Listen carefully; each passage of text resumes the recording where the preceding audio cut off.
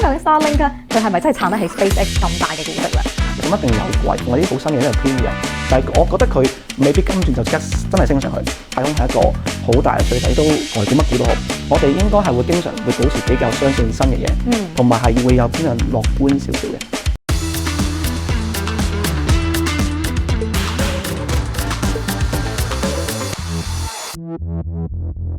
Hello， 大家好，歡迎收睇點止訪問咁簡單，我係主持 Yana。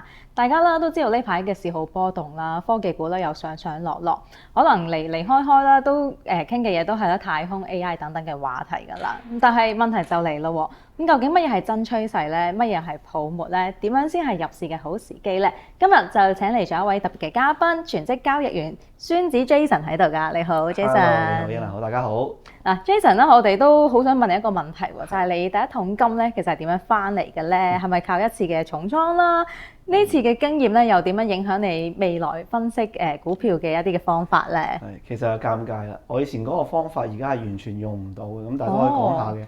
我以前其實係研究細價股開始先嘅。咁以前喺港股嗰個年代咧，有所謂財技。咁啊，好多人都好驚啦，就係高，即係多數都聽過喺高位度先再接貨啦。後尾就好慘咁落翻嚟啦，但係我哋唔係，我哋睇咩咧？我自己係睇公司嗰啲所有嘅 memo 啊，佢有啲乜嘢特別嘅發展，同埋會有新嘅業務嗰啲。咁多數我研究嘅時候都喺個底部入邊研究，咁可能有機會揸幾個月佢都唔喐嘅。但係目的有少少咁樣講，好似唔係咁好，但係又真係好重要，有少少類似咧嗰個心理學，但係有啲犯罪感覺，即係研究下究竟佢嗰個大股東啊入邊嗰個主力資金。佢幾時有冇機會上去咁樣？咁以前咧就好興咧，創業板上市2年之後可以轉主板，主板之後再上市之後咧，咁有所謂嗰個殼嘅價錢。咁殼點解殼咁緊要咧？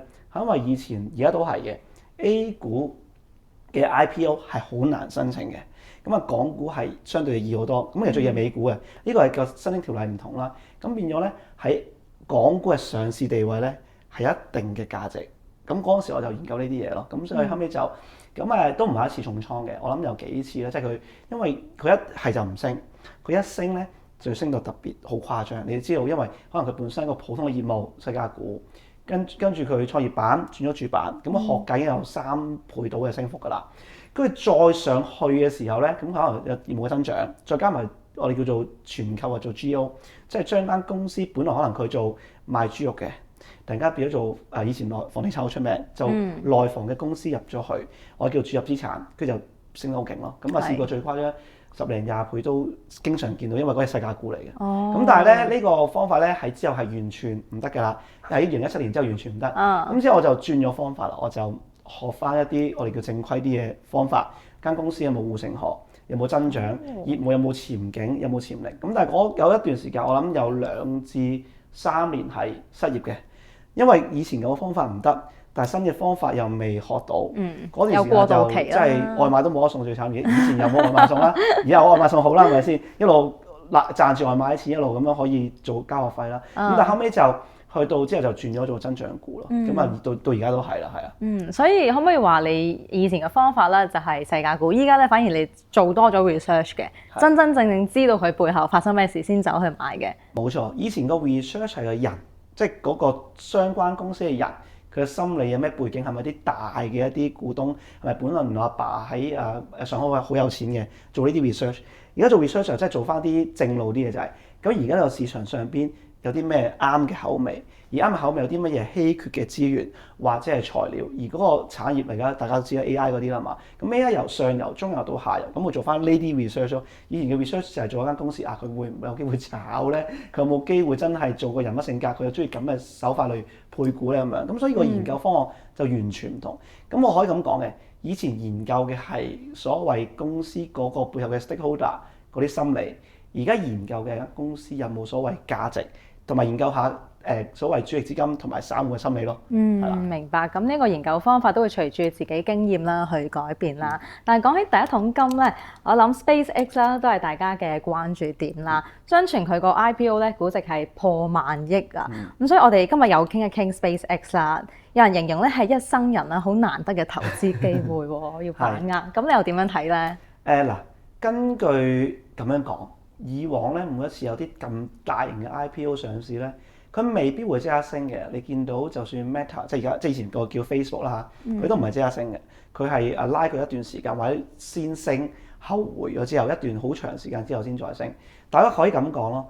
唔好話哇太空好遠啊！未來見唔到啊，又捉唔到啲星星嗰啲啦嚇。咁但係每一次有新嘅科技嚟嘅時候，我以前都係咁樣㗎，即係細個人好細個，大人好迂腐，唔肯接受啲新嘢。但我發覺原來而家最後無論係市場資金定係大家嘅關注度，一定係新嘢。而嗰件事其實真係成功咗嘛，射咗上去嘛。你而家夜晚咧有時候咧好光都好啦，成天都係星嚟㗎，咁嗰啲衛星嚟嘅，嗰啲唔係真係星嚟，真係星嚟係啊，你見唔到。咁你見到即係其實你眼都望到嘅嘢，就真係要去知同埋理解咯。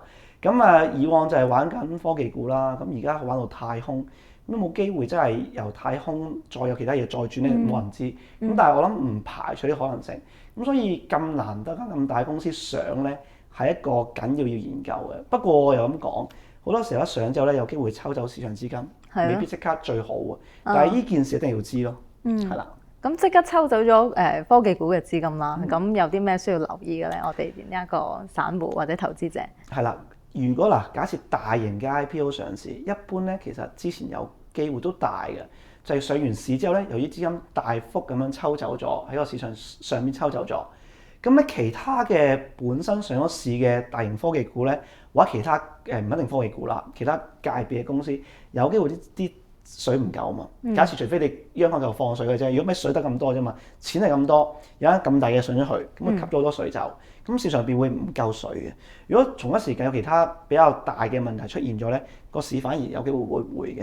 咁但係呢個情況就留意下，會唔會有啲公司而家呢刻，我成日話咧好基本要分公司4個階段，1、2、3、4，就唔係講公司嘅產品4個階段，係公司嘅股價4個階段，分別春夏秋冬。春天就係你打底啦，好簡單，大家其實打得明啦，即係收集階段。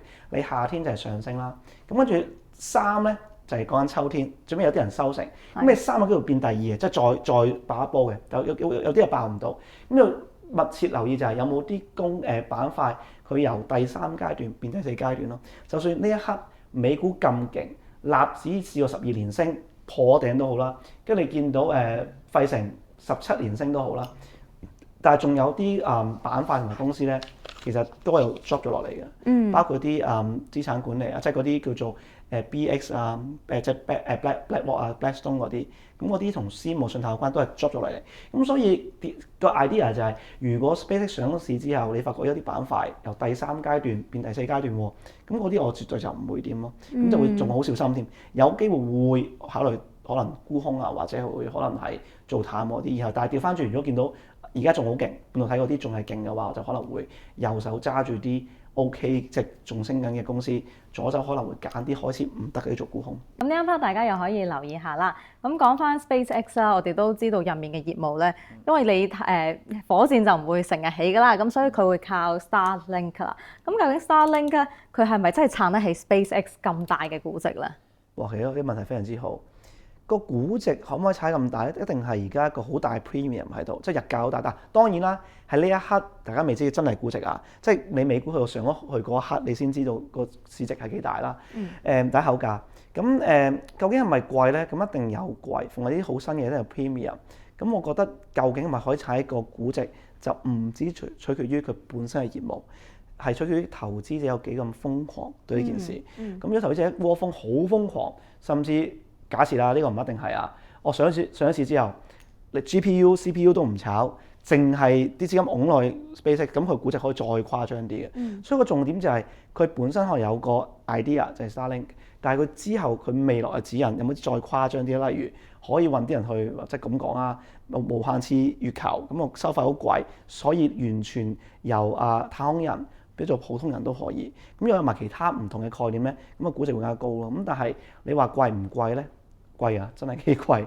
咁但係美股好唔同之處在於咧，美股係可以個估值好貴，日價好高，都仲可以上升。呢一個係因為全世界錢對於美股個 idea 就係咁樣。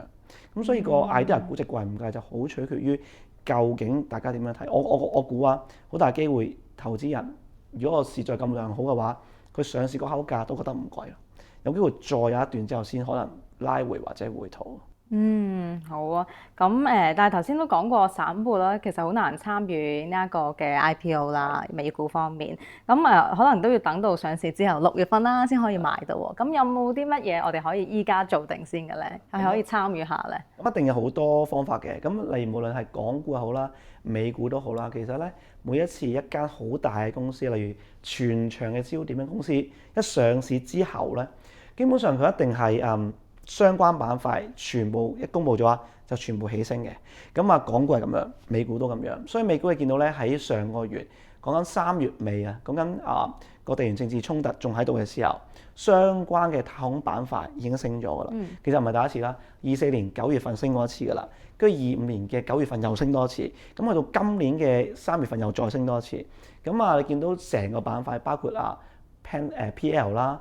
跟 PL 跟住例如我有持有住 LUNR 啦，跟住仲有隻你頭先講啦，好緊要嘅 SATS 就真係啦 ，SATS 係持有住大約 SpaceX 嘅3% 股票，佢當時將晒成個嗰個衛星系統賣咗俾 SpaceX，然後攞翻股票翻嚟，所以點解佢升得咁快，升10倍啊差唔多？點解咧？就係因為佢當初 SpaceX 話上市，咁個估值咁貴，咁佢個間公司嘅市值只係得大約佢揸住 SpaceX 嘅市值嘅1/5到1/6啦，咁所以嗰時係咁樣升咯。咁但係去到呢一個 moment，我個人就覺得有啲高嘅係啦，所以但係我自己都持有住 LUNR 嘅，咁我持有住就未必就係 SpaceX exactly 有關啦嚇，咁但係都係太空行業有關嘅咯。太空嘅概念股啦，冇錯暫時係咪淨係得 LUMR？仲有冇其他？我之前有留意過 PL 嘅，但係最尾冇買到。點解嘅？因為點解我揀咗 LUNR？因為我揀咗 LUNR 係啦，純粹咁樣嘅啫。因為揀咗一隻，就好少揀另一隻。我本來仲有一隻叫 BSKY 嘅，咁但係佢有啲特別，佢又唔係淨係做咧天上邊嘅衛星啊、傳輸啊嗰啲，佢同軍事有關。佢可以，佢係所以佢嗰個敏感度好高，即係佢係幫美國軍方嘅一個衛星，咁幫佢監控翻地球上面嘅情況。咁但係後尾我發覺，哇唔得，佢嗰個地緣嘅敏感度太高，所以就賣咗。點知佢賣咗就升咗10幾20%。Oh no！係啊，冇錯。咁所以有時候咁，但係我諗下啱喎，美軍咪唔驚咯？佢伊朗佢先驚啫。咁美軍啊嘛，美軍梗係唔驚啦，係咪先？咁佢話事，因為美股話事噶嘛。咁所以嗰陣時我都諗下好似賣錯咗咁樣咯。咁但係都持有住 LUNR。不過近嚟開始咧，佢就個升勢慢咗好多。我覺得會隨住 SpaceX 越近嘅上市日子，相關概念股個升勢會越嚟越弱翻。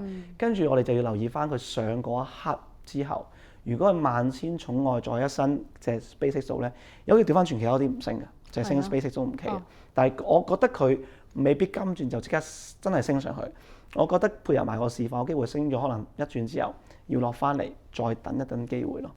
就可以再留意翻概念股啦。但可能要長時間啲。係咯，觀望狀態啦。其實講咗咁耐太空經濟啦，都開始飄得有啲遠啦，因為太空對我嚟講咧真係好遙遠噶嘛。我做 research 我又唔知點做，火箭我又唔識。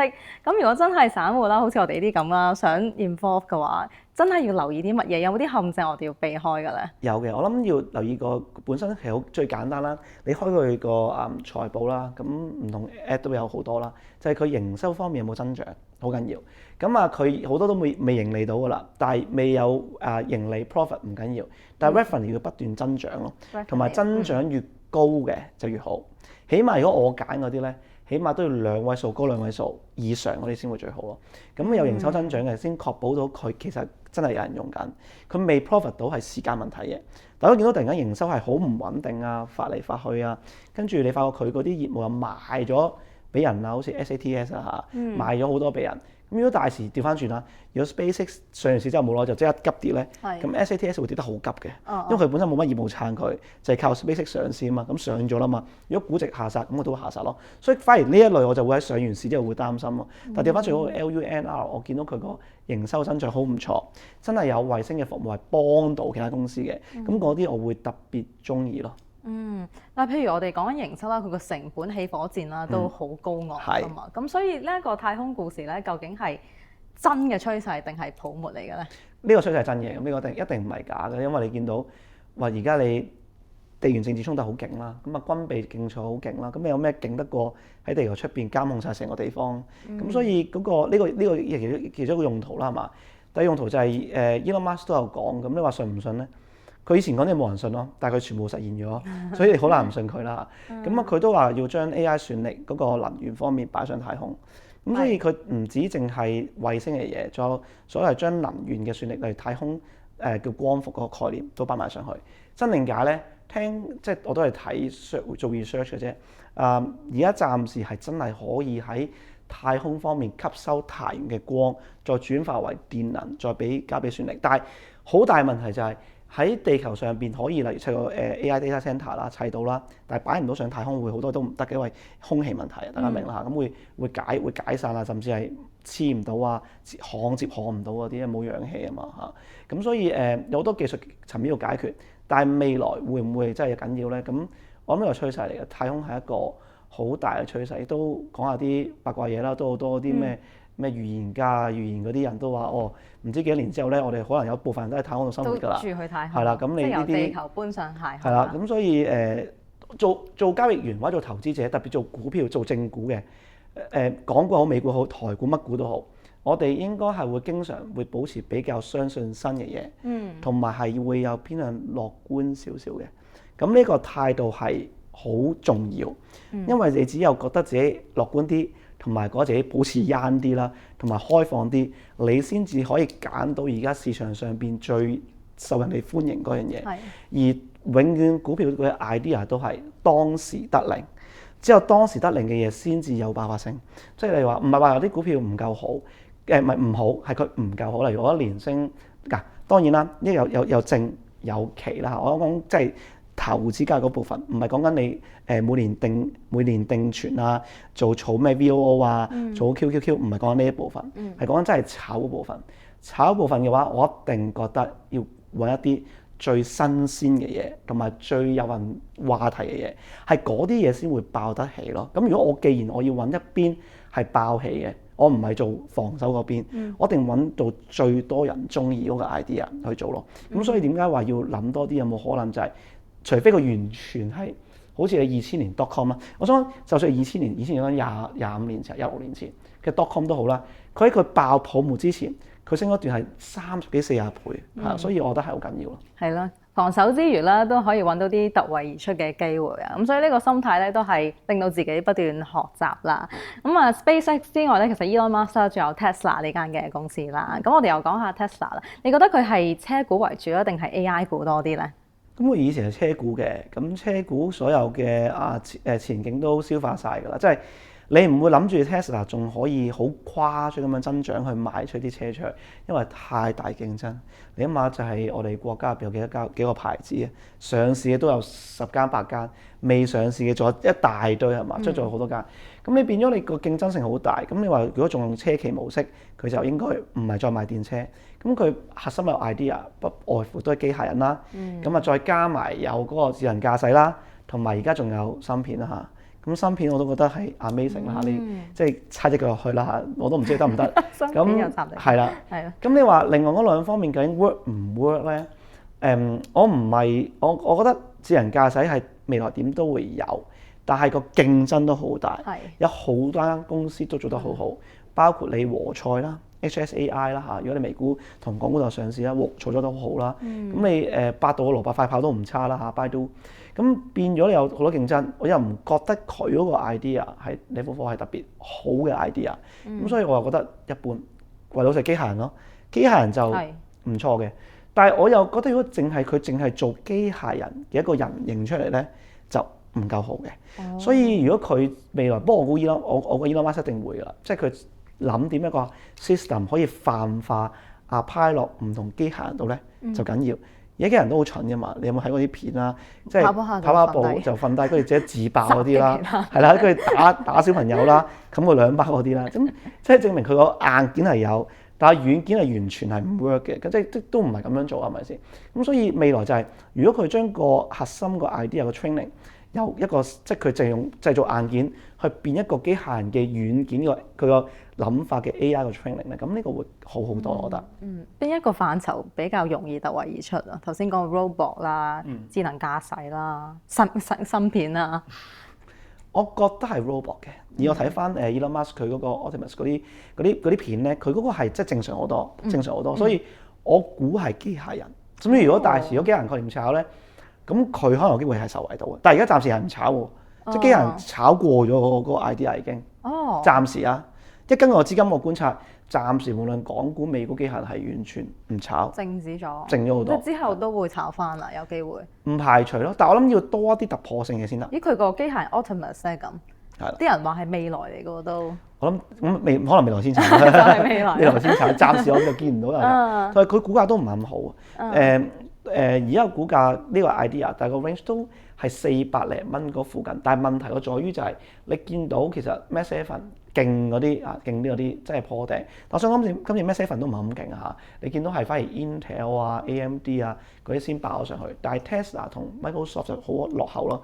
而美股係更加緊要就係落後嗰啲咧多數都有問題嘅，即係資金唔中意有問題嘅，所以嗰啲我覺得一般都唔會揀。咁你見到 Tesla 明確唔受到資金青睞，咁我就寧願唔會揀嗰啲住。好啊，咁啊，最後一條問題啦。咁你覺得對於散戶嚟講，依家係咪一個好嘅時機去建倉咧？如果美股係嘛？如果美股方面，係咪好嘅時機去建倉啊？我覺得真係唔係咁好。如果完全冇部位升過得咁誇張，同埋佢咧呢個 V 型反彈咧，你話係咪好健康咧？其實唔係太健康嘅。個反彈係好少會見到一插完落去，即係因為戰爭嘅因素啦，插落去之後佢即刻彈咗成幾落上嚟13-14%。呢一種係唔係咁理想嘅一個做法？即係正常最好做法點咧？佢落咗嚟之後，可能打後冇錯，跟住有個收集期，有一段收集期。收集期係顯示出一啲強弱手嘅轉換。咩叫強手弱手咧？即係散戶咧多數弱手嘅，咁有強手散戶嘅，多數都係硬頸嘅。即係弱手意思就係話佢好容易賣出，強手即係佢唔容易賣出。但係我哋要嘅咧係強手嘅大戶，就唔要強手散戶，係啦，因為散戶冇錢啊嘛，即係我哋都冇錢啦，係咪先？對比大戶幾百億嗰啲嚇，咁你有嗰個期間就係強弱手嘅交換之後咧，佢先有機會做得好再上去。而今次咁嘅 V 型彈咧，我有少少擔心，因為擔心啲咩咧？根據嗰個啲 research 講啦嚇，今次係咁多次反彈以嚟喺低位度散戶買得最少貨嗰次。而今次係好多係大戶大機構喺嗰位鬧咗。咁呢個有啲咩 idea 咧？其實好坦白咁講，有好多時候就係大戶佢哋要散貨出去獲利，就係要散戶接貨。咁而今次 idea 咧，佢冇個收入期，一夜 V 型反彈咧，我有少少擔心，可能係大戶呃上去之後，等啲散戶我哋唔敢追，最尾追啦，就差唔多啦，係啦。咁所以話呢一刻如果完全冇部位咧，其實我覺得再做好倉係唔容易嘅。就調翻轉我揀啲唔好嘅，可能做下啲淡倉部署，即係例如 PLTR 啦。PLTR 就唔係我唔中意嘅，係我哋成世界最唔中意美股嗰條友叫 Michael Burry。Michael Burry 係好唔中意 PLTR。咁佢係做一間好出名啦，就係令8年金融海嘯早3年開始係咁沽美股，再加埋去買一啲叫做會買雷曼爆破嗰條友。咁嗰條友而家就好似自己出嚟執咗基金，就自己出嚟做講下嘢啦嚇，同埋做下自己嘅部位嘅處理人。咁佢好唔中意 PLTR。個核心 idea 就係佢覺得 AI 嘅出現會大幅取代而家 PLTR 做嘅嘢。第二就係佢淨係得政府合同，佢覺得商業合同會越嚟越冇咁多，咁所以佢會想沽空。咁我即係可能考慮 PLT2set 嗰一類叫睇淡嘅 ETF 啦。咁調翻轉我可能會做呢啲咯，因為頭先講嘛，而家分化市場好嗰啲咧就擺得好緊要啦，追唔到，我不如揀啲差嗰啲，可能試一試，例如 Robinhood 啦、PLTR，我覺得唔係咁好，嗰啲我會做翻淡倉咯。好啊，明白嘛。跟住咧有啲嘅太空 ETF 都想推介俾大家嘅喎。上次做緊功課啦，要講翻。咁啊兩隻嘅fact check 過之後，咁啊 ARKX 啦同埋 UFO 啦。咁你揀UFO 好易記啦嚇。咁啊 ARKX 咧佢就有啲咁多可能即係咁講，太空能佔7成，仲有2-3成未必完全太空概念嘅，可能有少少係同國防嘅關係大啲。但係 UFO 就100% 係太空㗎啦。